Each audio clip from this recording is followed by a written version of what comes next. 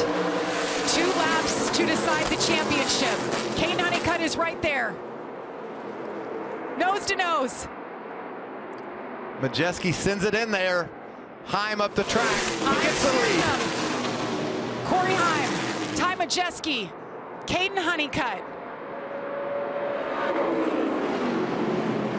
Next flag will be the white flag. There it is. The next flag will end this race. What a storybook season it has been for Corey Heim. The best we've ever seen. An 11-time winner. They'll be moving on from the Truck Series full-time. This young man from Georgia. It has been magical.